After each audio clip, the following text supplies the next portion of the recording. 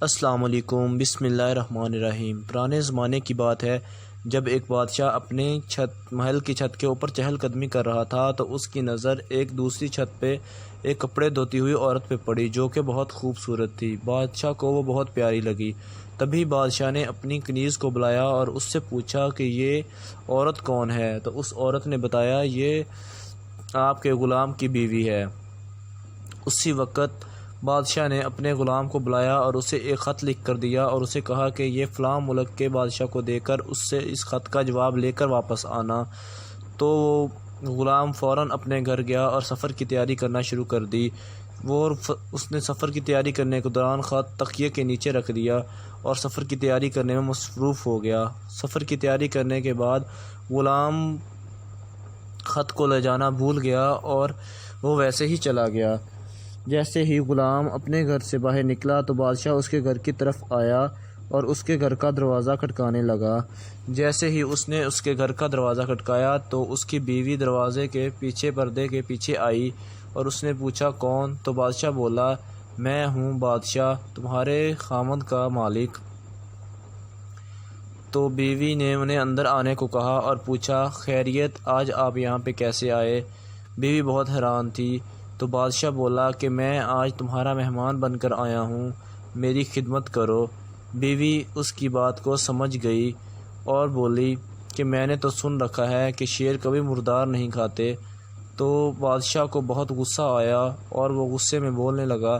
تو بیوی نے کہا کہ میں تو اس لیے کہہ رہی تھی کہ میں نے سن رکھا ہے کہ شیر کبھی مردار نہیں کھاتے اور آپ تو اس برتن میں پانی پینے آ گئے جس میں آپ کا کتا پانی پیتا ہے۔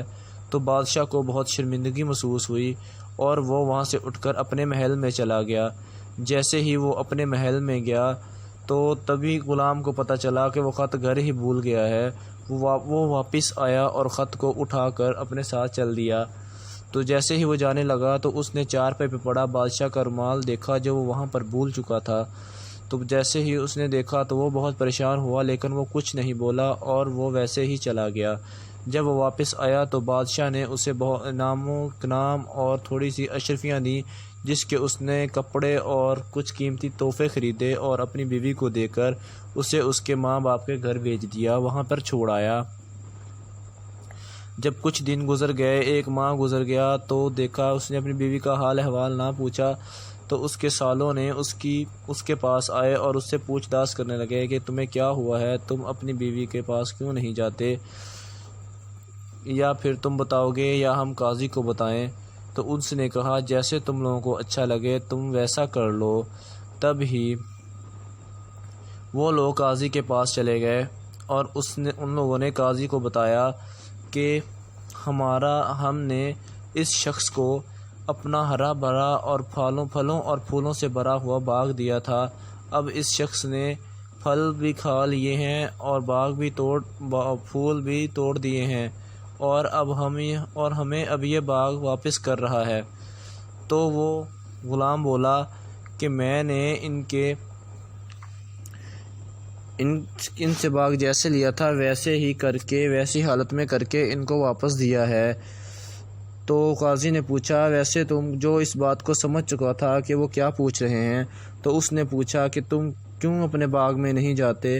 تو غلام بولا کہ ایک دن جب میں اپنے باغ میں جانے لگا تو میں نے وہاں پر شیر کے پنجے لگے ہوئے دیکھے تو میں ڈر گیا کیونکہ میں شیر سے لڑ نہیں سکتا تھا، میں غریب اور ایک کمزور آدمی ہوں، اس لیے میں ڈر گیا اور میں نے اپنے باغ میں جانا چھوڑ دیا۔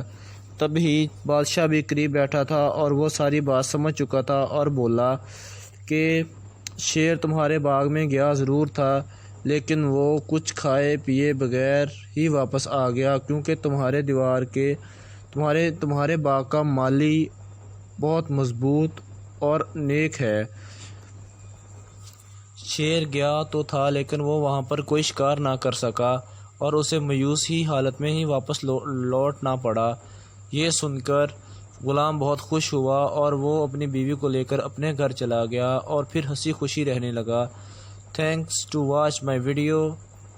پلیز سبسکرائب کریے گا میرے چینل کو، ویڈیو کو لائک کرے گا اور ایک کمنٹ بھی ضرور کریے گا۔ اگر آپ کو ویڈیو اچھی لگے تو ایک کمنٹ بھی کریے گا۔